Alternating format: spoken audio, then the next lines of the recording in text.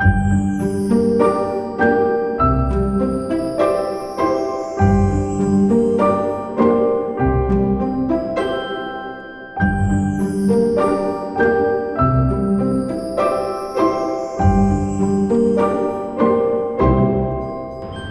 upon a time, there was a valiant young king who ruled over a kingdom abundant in cities and lands, but who had ridden off to battle in some far-off country, leaving his queen and his little son, still in his cradle, still in his swaddling clothes, alone and sad. The full moon that had seen him leave, borne away by his dream of conquest and fame, was already beginning to wane when one of his knights returned, black with dried blood and with dust from the road, his sword and spear broken. He brought the bitter news of a battle lost and of a king, his body pierced by 7 spears, lying slain beside a great river, together with it the very flower of his nobleman. The queen mourned the king magnificently. She wept even more desolately for her handsome, cheerful husband.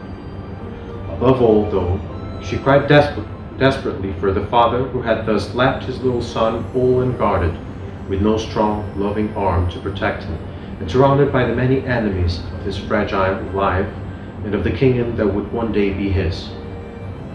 Of those enemies, the boldest was his uncle, the king's bastard brother, a cruel, depraved man consumed by gross envy, whose sole reason for wanting the throne was to gain possession of its treasures, and who had, for years, lived in a castle in the mountains with his horde of rebels like a wolf watching from above for its prey. The prey, alas, was that little child, the nursling king, the lord of many provinces, who lay asleep in his cradle, clutching his golden rattle. Beside him slept another child in another cradle. He, however, was only a slave, the baby son of the lovely, robust slave girl who was wet nurse to the prince. They had both been born on the same summer night, and the same breast had fed them. When the queen, before going to bed, came to kiss the little prince, who had fine, fair hair, she also fondly kissed the little slave, whose hair was dark and curly. Both children had eyes that shone like gemstones, but while the prince's cradle was a magnificent thing of ivory and brocade, the slave boy's simple cradle was made of wicker. The loyal wet nurse, however, showered both with equal affection, because while one was her son, the other would be her king. She had been born in the royal household, and her religion were her king and queen. No more heartfelt tears than hers had flowed for that king slain on the banks of the great river. She belonged, however, to a race that believed in the continuance of our earthly life in heaven. The king, her master, would no doubt now be ruling over another kingdom beyond the clouds, one equally abundant in cities and lands. His horse, his weapons, and his pages would have risen up with him into the heights, and his vassals, when they died, would promptly ascend to that celestial kingdom where they would resume their vassalage. And one day she, in turn, would be carried up on a ray of light to inhabit her master's palace, and once again be the linen for his tunics, and light the incense burner in his room. And she would be as happy in her servitude in heaven as she had been on earth. And yet she too trembled for her little prince. How often, when she held him at her breast, did she ponder his fragility, his long childhood, the slow years that must pass before he was even the height of a sword. And she would think of that cruel, power-hungry uncle, whose face was darker than the night, and whose heart was darker than his face, and who was always watching from atop his mountain, surrounded by the scimitars wielded by his horde. Her poor beloved prince. She clasped him still more tenderly to her, but her own son babbled away beside him, and it was to him that her arms reached out most eagerly and happily. He, being poor, had nothing to fear from life.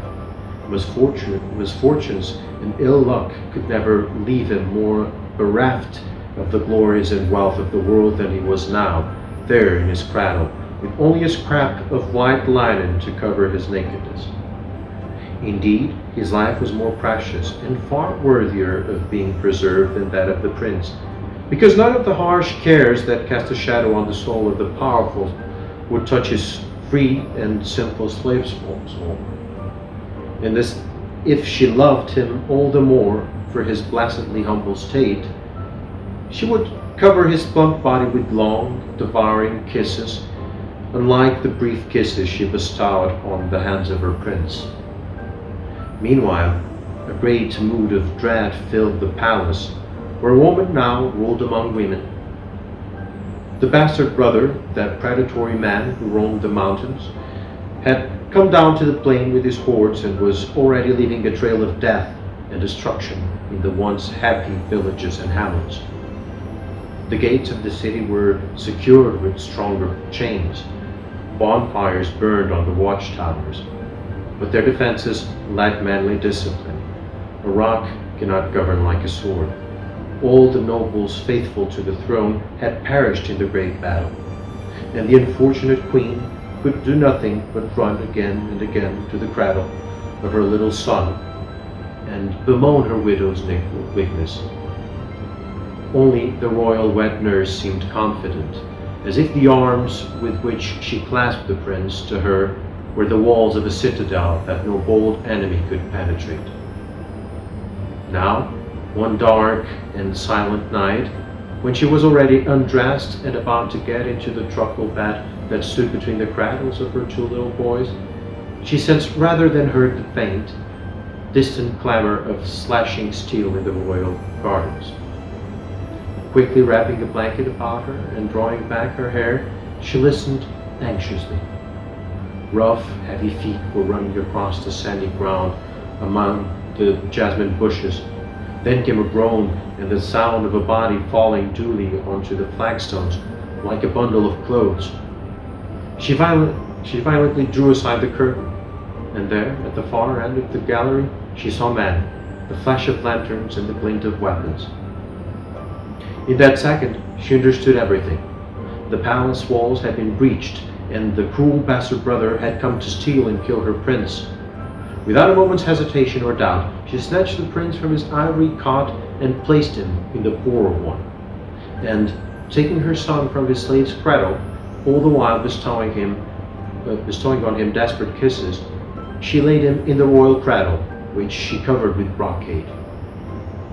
Suddenly, at the door of the room, there appeared a huge man with a scarlet face, and wearing a black cloak over his coat of mail. He was accompanied by other men bearing lanterns. He peered in, then ran to the ivory and brocaded cradle, plucked up the child as if he were stealing a purse of gold, and muffling the child's cries with his cloak, ran furiously away. The prince slept on his new cradle, and the wet nurse was let alone in the silence and the dark. However, cries of alarm now echoed through the palace.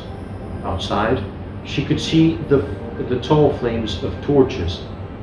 The courtyards rang with the clank of steel, and almost naked, her hair wild, the queen rushed into the room along with her maids, calling out for her son. When she saw the ivory cradle empty and the bedclothes all weary, she dropped to the floor, weeping and distraught. Then, without a word, the wet nurse, looking deathly pale, very slowly uncovered the other cradle. There was the prince, sleeping soundly, dreaming a dream that lit up his face and his golden curls, and made him smile. With a sigh, the queen fell face forwards to the cradle, as if dead. And at that moment, a renewed clamor shook the marble gallery. It was the captain of the guard, the queen's faithful man. However, there was in his voice more sadness than triumph. The bastard brother was dead, caught as he escaped between the palace and the citadel, and surrounded by their many archers, he and 20 of his men had finally succumbed. His body, pierced by arrows, was still lying there in a pool of blood. But alas, oh unspeakable grief! The tender little body of the prince lay there too, wrapped in a cloak, quite cold, his face still purple from the fierce hands that had strangled him. As her man-at-arms were as one, giving her this cruel news, the queen, eyes ablaze, half weeping, half smiling, held up, for all to see, her prince, who had now awoken. There was general amazement and acclamation. Who had saved him? Who? There, stiff and silent beside the empty ivory cradle, stood his savior, the sublimely loyal servant who, in order to preserve the prince's life, had sent her own son to his death. Then, and only then, did the happy queen emerge from her ecstatic joy and passionately embrace the grieving mother and kiss her, calling her dearest sister.